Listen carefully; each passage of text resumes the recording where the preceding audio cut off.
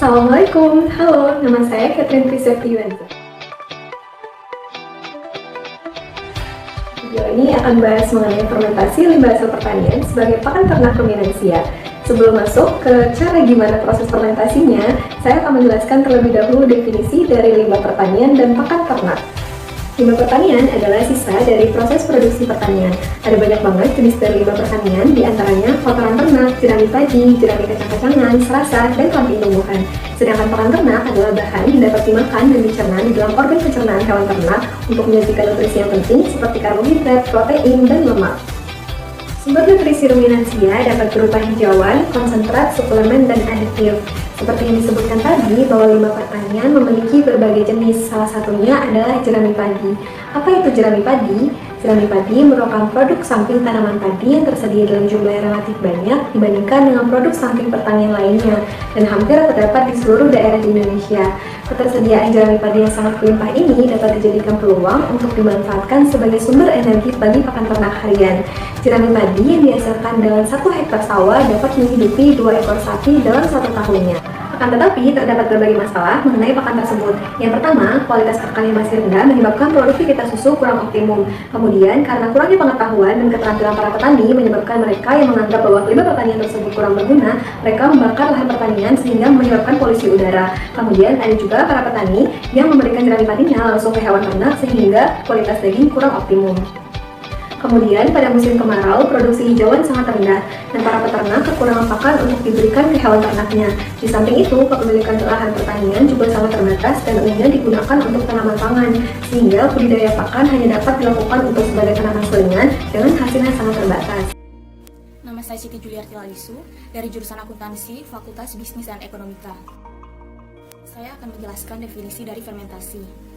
Menurut Iglesias et al. Tahun 2014, fermentasi merupakan proses yang memanfaatkan mikroba dengan tujuan mengubah substrat menjadi produk tertentu seperti yang diharapkan.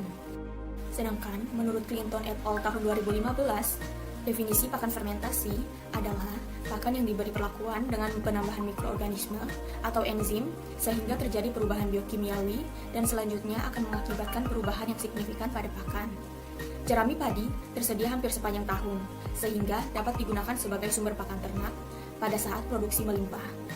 Guna menyediakan pakan ternak secara kontinu, diperlukan suatu teknologi pengawetan tanpa menurunkan kandungan nutrisinya.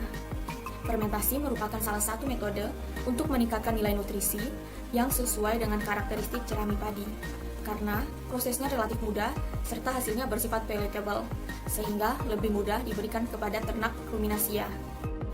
Nama saya Dewinta Nurhaliza. Selanjutnya, di sini saya akan menjelaskan mengenai manfaat limbah dalam pertanian. Yang pertama, limbah ternak. Pemanfaatan limbah ternak dalam pertanian. Limbah pertanian masih memiliki cukup tinggi nutrisi dan dapat digunakan untuk pakan hewan ternak.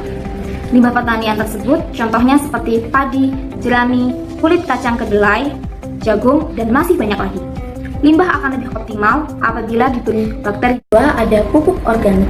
Pemanfaatan limbah pertanian untuk menghasilkan pupuk organik.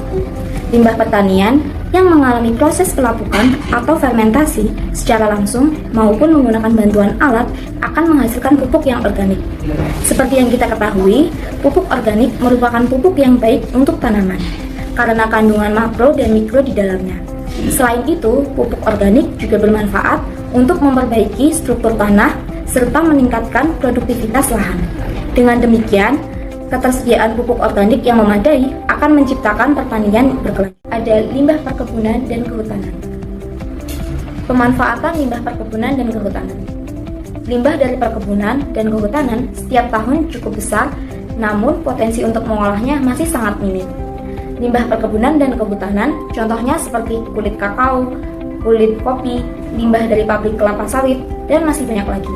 Limbah kulit kopi berguna untuk meningkatkan berat badan hewan ternak, serta berpotensi untuk diolah menjadi pupuk organik. Pun pemanfaatan limbah dari pabrik kelapa sawit dapat menyumbangkan air, unsur hara, aram untuk bahan bakar, serta bahan-bahan organik yang dibutuhkan tanah. Alat bahan yang digunakan pada fermentasi jerami. Yang pertama, tangki semprot. Kemudian ada gayung, ember, keempat, tetes tebu, dan starbio. Langkah-langkah fermentasi jerami. Yang pertama, yaitu campurkan M4 dan tetes tebu dengan perbandingan 1:1. Kemudian, dilarutkan ke dalam air.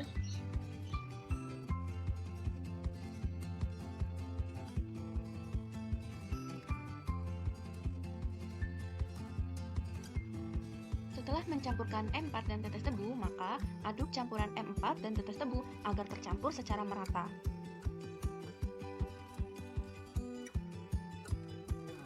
Lalu, masukkan larutan campuran M4 dan tetes tebu ke dalam tangki semprot.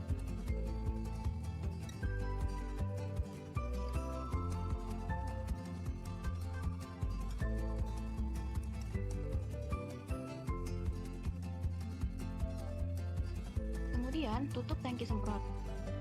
Setelah itu, gunakan sarung tangan sebelum melakukan langkah selanjutnya.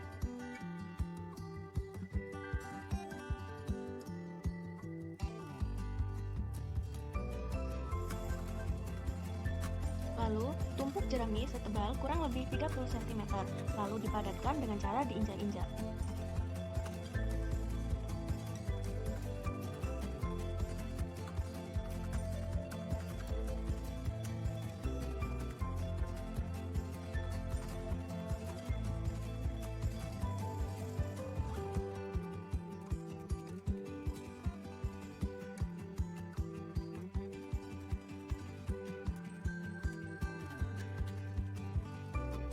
Setelah pemberian starbio secara merata, maka langkah selanjutnya yaitu penyemprotan.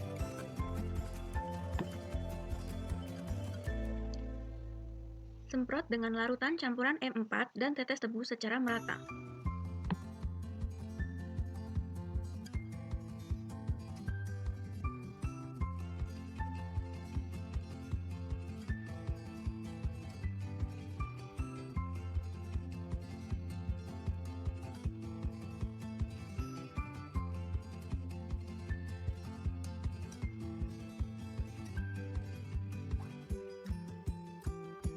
Kemudian, membuat tumpukan jerami sampai habis.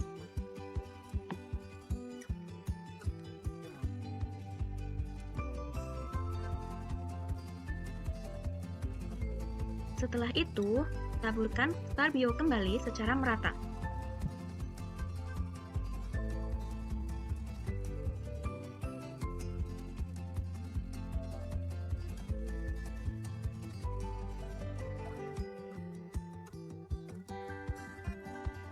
Kemudian, semprot kembali dengan larutan campuran M4 dan tetes tebu.